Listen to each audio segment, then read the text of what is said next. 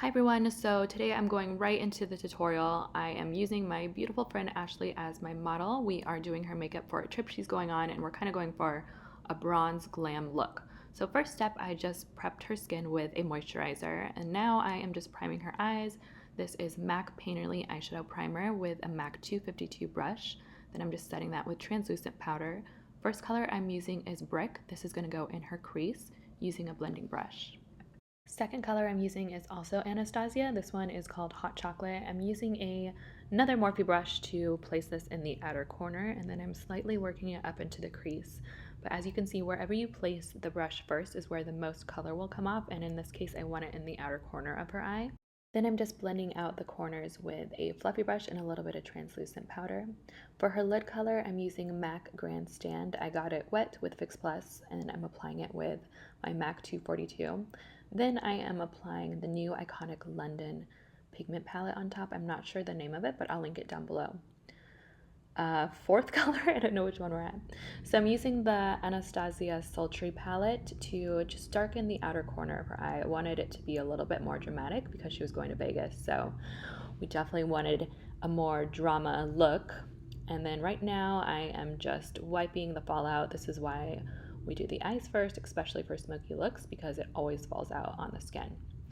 For her eyeliner, I am using a gel. This is Inglot, and then I'm going over it with a Marc Jacobs brown gel liner. To smoke it out, I'm using this Time Los Angeles brush and a little bit of that hot chocolate color. I also added in a little bit of the black from the Sultry palette. Now I am going in with foundation. This is the It Cosmetics number 7 brush. It's my favorite at the moment. So what I do is I place a little bit on each side of her face, forehead, cheeks, chin, and I just kind of blend it out using that brush.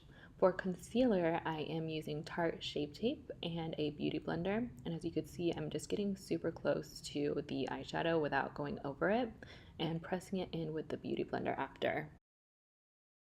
And I'll usually take the beauty blender and kind of press the rest of the foundation into the skin just so there is no streaks at all, and it just kind of makes everything look more flawless this way. Make sure to always get your beauty blender a little bit damp before using it. What I'll do is I'll get it wet and then I'll kind of dry it off with a tissue or a paper towel. Moving on to contour and highlighting, I am using the Hourglass Vanish Foundation Stick in Almond with a duo fiber brush to blend this out. So I'm placing it on the forehead, underneath the cheekbone, and a little bit under her jawline. Then to lightly highlight the nose, I am using the Fenty stick and just a small, this is like a lip brush, and then I'm using a fluffy one to soften it and blend it out. I like a really light nose highlight and contour. For the sides of her nose, I'm using the Fenty stick in, I believe, the color Mocha. And blending really is the key to making sure everything comes out more natural. To set her face and make sure everything lasts long, I'm using the Charlotte Tilbury powder in the shade number 2. This is my favorite powder. This will just ensure that your client's makeup will last all night. Then I just put some Aquaphor on her lips, and now I am baking. This is the Huda Beauty Pound Cake translucent powder.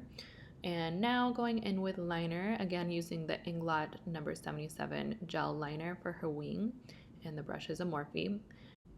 Then just going in and touching up her under eye shadow. I just want this to be really smoky and sultry looking, so a lot of times when you do the concealer, it'll kind of fade it out, even when you're really careful and try not to get it on the shadow. After touching up the under eye, I always go in and dust off the rest of the baking powder and then apply blush. I'm using a Mehron palette for this look, and I'll link it down below for you guys. And then I'm just setting the cream contour we did with a powder. And to highlight her cheekbones, I'm using this Dior palette. I am obsessed with this, you guys. I just got it and it's so beautiful. It almost gives like a wet look to the skin. It's kind of hard to pick up on camera, but it's so pretty. I highly recommend it. For her brows, I'm using a Kat Von D Longwear pomade, and this is in the color light brown. I don't like really dark eyebrows. I like to kind of build it up. So this color I think is perfect, especially because she has blonde in her hair, so I don't want them to be too dark. And if you guys notice, I have this powder puff on my pinky. This is by Laura Mercier, but you can use really any powder puff. This is to prevent my hand from touching her skin because I don't want to mess up her makeup. It also just feels a lot better for the client and for myself. Now I'm just applying a coat of mascara and a nice set of wispy eyelashes. For lipstick, I'm using Cream de Nude and Velvet Teddy. I mixed them. And then for lip liner, I am using Charlotte Tilbury Iconic Nude as you guys could see, I depotted all my lipsticks into this container I found at the Container Store, which I love because it saves me so much space, and I also just find it a lot easier to kind of visualize and see everything. For lip gloss, I am applying MAC See-Through on top just to give her a little shine, and then we are all done. Thank you guys so much for watching. I hope you enjoyed this tutorial and learned something. If you guys want to see more looks on clients, just let me know in the comment section below.